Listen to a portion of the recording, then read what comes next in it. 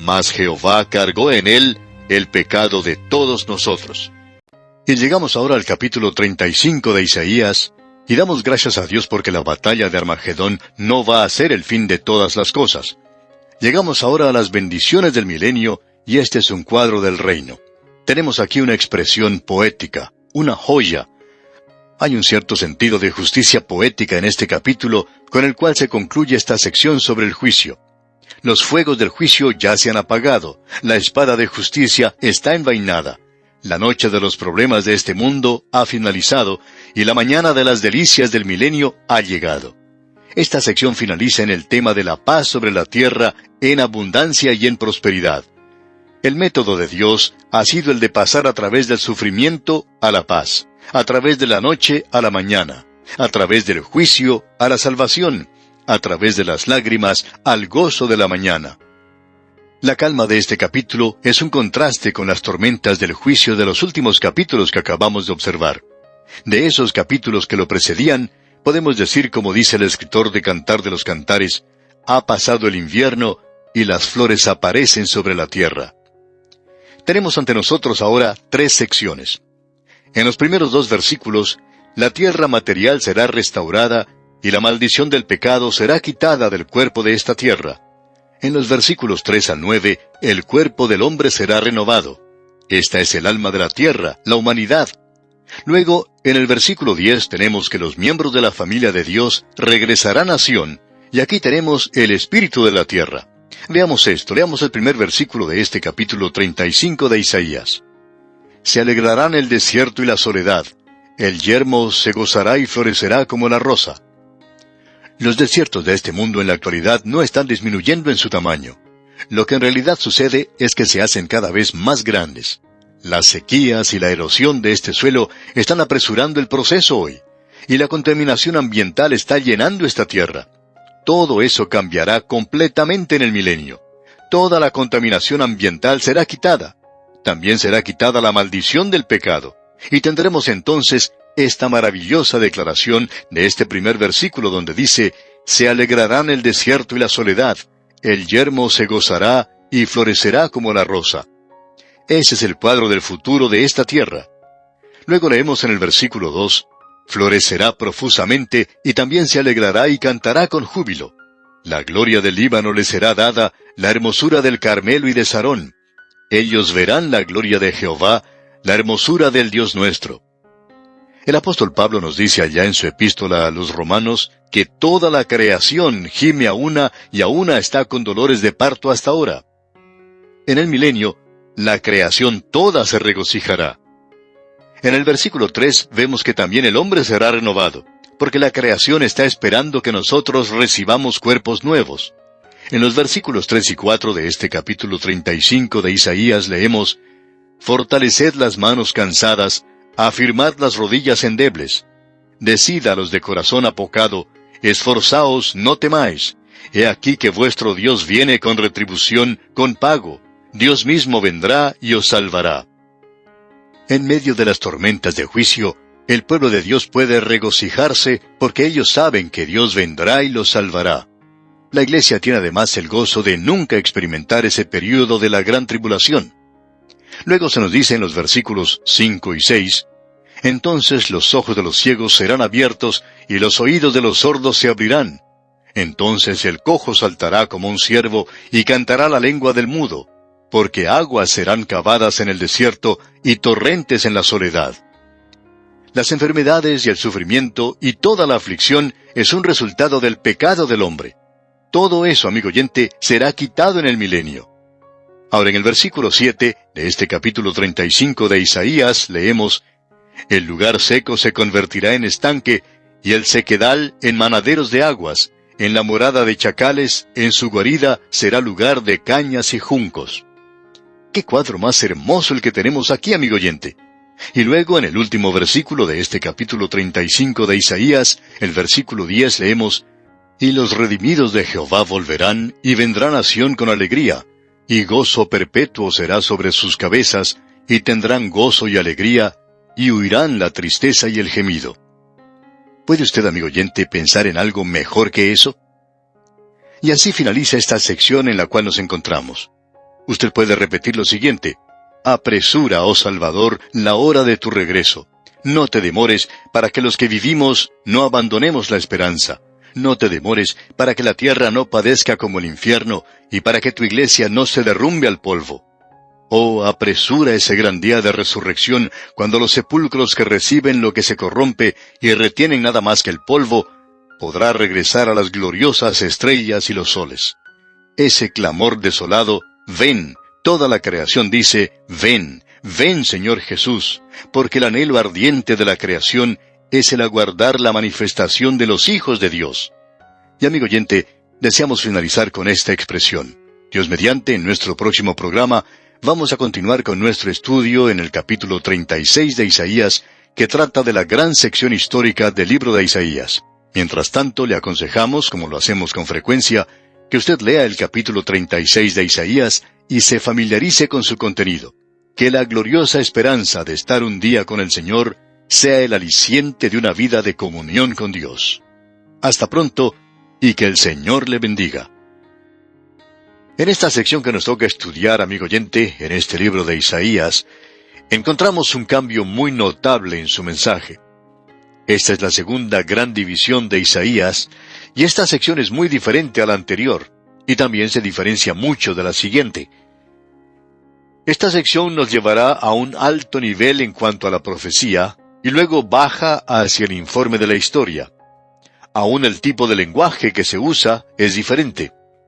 Hasta el capítulo 35 nos encontrábamos con un lenguaje poético. En los capítulos 36 al 39 tenemos un lenguaje de prosa. Y luego, comenzando otra vez con el capítulo 40, una vez más tendremos una sección poética. Este interludio histórico nos muestra una bifurcación exacta del libro de Isaías. En la primera sección, como ya hemos visto, teníamos el juicio.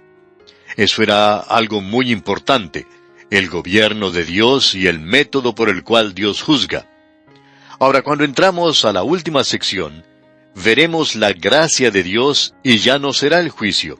Ahora es salvación, y vamos a ver eso cuando lleguemos a esos capítulos. Pero aquí tenemos 4 capítulos que están incrustados, por así decirlo, entre estas dos divisiones principales. Y hay veces en que nos preguntamos, ¿por qué ha sido colocado aquí? Lo interesante es que esto también ocurre en otros lugares. Y el profeta Isaías lo repite aquí. ¿Por qué? Bueno, hay varios hechos importantes que debemos mencionar al considerar esta porción histórica. Por ejemplo, lo primero que queremos decir es que la historia sagrada y la historia secular no son lo mismo. Se ha dicho que la historia divina no es simplemente historia. Nunca es sencillamente un relato de hechos pasados. Esto quiere decir que hay grandes verdades espirituales cobijadas aquí en la historia sagrada, que solo pueden ser vistas con los ojos de la fe. El Espíritu Santo debe enseñarnos aquí el propósito divino al registrar la historia bíblica. Quisiéramos sugerir que hay varias razones para esto. Estos incidentes pueden parecer demasiado insignificantes para el historiador y quizá demasiado nacionalistas, porque esto solo pertenece a la nación de Israel, y sin embargo, esto tiene relación con los grandes sucesos mundiales, porque lo que se ha registrado aquí demuestra un cambio tremendo en realidad en la historia del mundo. Ahora, la segunda cosa que sugerimos y que notamos aquí es la siguiente. Vemos en esta sección la transferencia de poder mundial de la nación de Asiria a Babilonia, y Babilonia fue el primer gran imperio mundial, y señala el comienzo de los tiempos de los gentiles. Fue en realidad una verdadera amenaza para el pueblo de Dios. Y aún tenemos otra cosa que decir. Esta sección es un registro de un hijo de David que fue acosado por los enemigos y quien estuvo al mismo borde de la muerte, pero fue librado de eso y continuó reinando. Creemos que esto señala a otro gran hijo de David, quien fue acosado por los enemigos cuando vino a este mundo, fue entregado a la muerte, resucitado de entre los muertos y que vendrá otra vez a reinar. Esto hace de esta porción una sección muy interesante en las Escrituras. Regresamos otra vez a estos grandes eventos que se mencionan en esta sección. El segundo que queremos mencionar es que esto ha sido registrado 3 veces en las Escrituras, Usted lo puede encontrar allá en el segundo libro de Reyes, capítulos 18 y 19. También en el segundo libro de Crónicas, capítulos 29 y 30, ya hemos tenido esto ante nosotros en otra oportunidad, en realidad 2 veces, y creemos que vamos a pasar sobre esto aquí quizá un poco rápido. El tercer hecho significativo que tenemos aquí es que se mencionan grandes milagros que ocurrieron en esta breve sección. El primero de ellos es que el ángel de Jehová da muerte a 185,000 asirios. También vemos que el sol retrocede 10 grados en el reloj de Acaz. Y el tercero, Dios sana a Ezequías y extiende su vida por 15 años. Esta sección comienza con Asiria y cierra con Babilonia. Y en esta sección también tenemos 2 cartas muy importantes. La primera de ellas provenía del rey de Asiria, lo que provocó que Ezequías se dirigiera directamente a Dios en oración, y Dios libró a su pueblo. La segunda carta fue enviada por el rey de Babilonia, lo que halagó mucho a Ezequías. Él no llevó eso ante Dios en oración, y como resultado de esto, provocó la caída del reino del sur. Y eventualmente los llevó a la cautividad. Pero aquí estamos tratando ahora con el gran rey Ezequías. Y en esta sección, en el capítulo 36, vemos al rey Ezequías y la invasión de Sennacherib, el rey de Asiria. Luego, en el capítulo 37, tenemos la oración de Ezequías y la destrucción del ejército asirio. El capítulo 38 nos habla del rey Ezequías enfermo y su oración a Dios y su curación. En el capítulo 39 tenemos la insensatez del rey Ezequías. Volvamos ahora al capítulo 36 de Isaías, donde vemos al rey Ezequías y la invasión de Sennacherib, rey de Asiria. En esta segunda división encontramos 3 grandes secciones. Tenemos a Ezequías y a Asiria en los capítulos 36 y 37. Luego tenemos a Ezequías y su enfermedad en el capítulo 38. Y en el capítulo 39 tenemos a Ezequías y Babilonia. En el primer versículo del capítulo 36 leemos: Aconteció en el año 14 del rey Ezequías, que Sennacherib, rey de Asiria, subió contra todas las ciudades fortificadas de Judá y las tomó. Ya hemos pasado en otra oportunidad por esta misma sección o época del reino de este hombre, comenzando con Jotán, y luego tuvimos a Acaz, y ahora Ezequías, y todo comenzó con la muerte de Uzías. Así es que ahora hemos llegado al rey Ezequías, quien probablemente fue uno de los grandes 5 reyes de Judá. Durante su reino tuvo lugar un avivamiento. Acaz, Josafat, Joás, Ezequías y Josías. Ya hemos visto esto allá en el libro de Crónicas en especial, y allí vimos que Ezequías fue en realidad un gran rey. Comenzó a reinar Ezequías siendo de 25 años. Leemos allá en el segundo libro de Crónicas, capítulo 29, los primeros 2 versículos. Y dice: comenzó a reinar Ezequías siendo de 25 años, y reinó 29 años en Jerusalén. El nombre de su madre fue Abías, hija de Zacarías. E hizo lo recto ante los ojos de Jehová, conforme a todas las cosas que había hecho David su padre. Aquí tenemos un cuadro también del rey de Asiria, Sennacherib, quien cayó como una inundación del norte. Él se había apoderado de cada nación que encontraba en el camino, y ensoberbecido por las victorias, llega a Jerusalén. Y por supuesto que él esperaba que ésta cayera como habían caído las otras naciones. Naturalmente el rey Ezequías estaba atemorizado, y aun cuando un avivamiento tuvo lugar durante su reino, él era, según opinamos nosotros, un rey débil, porque él intentó evitar la invasión de Jerusalén sobornando al rey Sennacherib. Eso se nos dice allá en el capítulo 18 del segundo libro de Reyes, en el versículo 16, donde leemos: Entonces Ezequías quitó el oro de las puertas del templo de Jehová y de los quiciales que el mismo rey Ezequías había cubierto de oro, y lo dio al rey de Asiria. Con eso, él pagaba lo que el rey Sennacherib estaba demandando. Eso no servía de nada porque el ejército de Asiria estaba a las puertas de Jerusalén ahora, y ese pago no ayudaba para nada. Y eso no es algo nuevo, ¿verdad, amigo oyente? Hay otras naciones que han seguido una política débil de la misma manera. han utilizado el dinero para comprar amigos a través del mundo. Y sin embargo, después de un lapso de tiempo, ya no tienen amigos. Uno no los puede comprar de esa manera, amigo oyente. El problema es que el verdadero amigo a quien Ezequías finalmente tuvo que acudir, tuvo que volverse, nosotros no hemos aprendido a confiar todavía y por supuesto nos referimos al Señor. Ahora en el versículo 2 de este capítulo 36 de Isaías leemos: «Y el rey de Asiria envió a Rabsaces con un gran ejército desde Laquis a Jerusalén contra el rey Ezequías, y acampó junto al acueducto del estanque de arriba, en el camino de la heredad del lavador». El gran general Rabsaces se acerca a la ciudad y acampa fuera de la puerta de Jerusalén. Él está tratando de atemorizar al rey Ezequías y al pueblo de Jerusalén para que éstos se rindieran. Ezequías entonces envía una delegación para que converse con el general.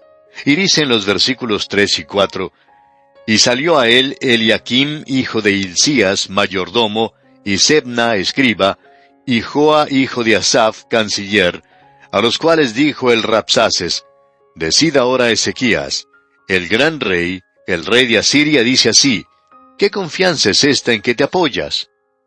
Este hombre Rabsaces, en una forma muy arrogante, expresa su sorpresa de que el rey Ezequías tenga la intención o la osadía de resistirse, y quiere conocer el arma secreta que posee y sugiere, en primer lugar, que puede ser Egipto, y él trata con todas estas posibilidades.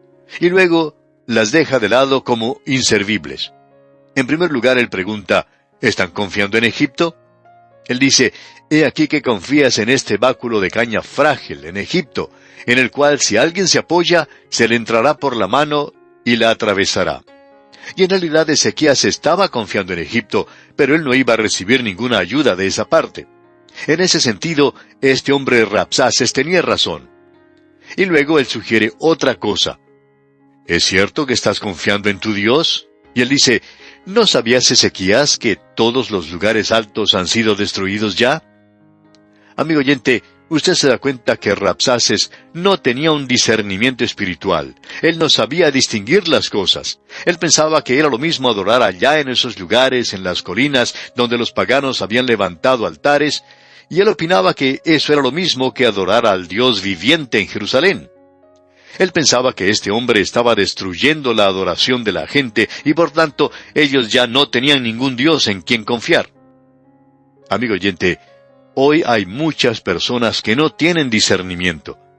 De vez en cuando alguna persona dice, o recibimos una carta en la cual nos dice: «Bueno, después de todo, todas las iglesias son lo mismo. Todas están dirigiéndose en la misma dirección». Esta gente es igual que ese hombre Rabsaces de quien estamos hablando aquí. No parece saber que existe alguna diferencia. Pues bien, él cometió una equivocación aquí. Y la tercera posibilidad sugerida por Rabsaces nos revela la actitud arrogante de los asirios. Podría existir la débil posibilidad de que Ezequías estaba confiando en sus propias fuerzas e imperio para defender a la ciudad. Y esto es lo que dice aquí en el versículo 8 de este capítulo 36 de Isaías. «Ahora pues, yo te ruego que des rehenes al rey de Asiria, mi señor, y yo te daré 2000 caballos, si tú puedes dar jinetes que cabalguen sobre ellos». Él está diciendo: «Bien, para hacer las cosas más fáciles, nosotros les vamos a dar a ustedes 2000 caballos, y esto nivelará un poco las cosas, pero aún así, ustedes no van a poder ganar». Y luego sugiere una cuarta posibilidad. Él sugiere que Jehová de Israel ha enviado a los asirios contra Jerusalén, y por tanto Jehová está del lado de los asirios. Y de vez en cuando ocurre lo mismo en nuestra era. En la Primera Guerra Mundial los alemanes pensaban que Dios estaba con ellos, de su lado, mientras que sus enemigos pensaban que estaba del lado de ellos. Y lo interesante de todo esto es que dudamos seriamente de que Él estuviera del lado de cualquiera de estas partes. En este caso en particular, el Dios verdadero estaba usando a Asiria para destruir a su pueblo, pero Él no va a permitir que ellos se apoderen de Jerusalén. Y leemos aquí en el versículo 11 de este capítulo 36 de Isaías: «Entonces dijeron Eliaquim, Sebna y Joa al Rabsaces: Te rogamos que hables a tus siervos en arameo, porque nosotros lo entendemos, y no hables con nosotros en lengua de Judá, porque lo oye el pueblo que está sobre el muro.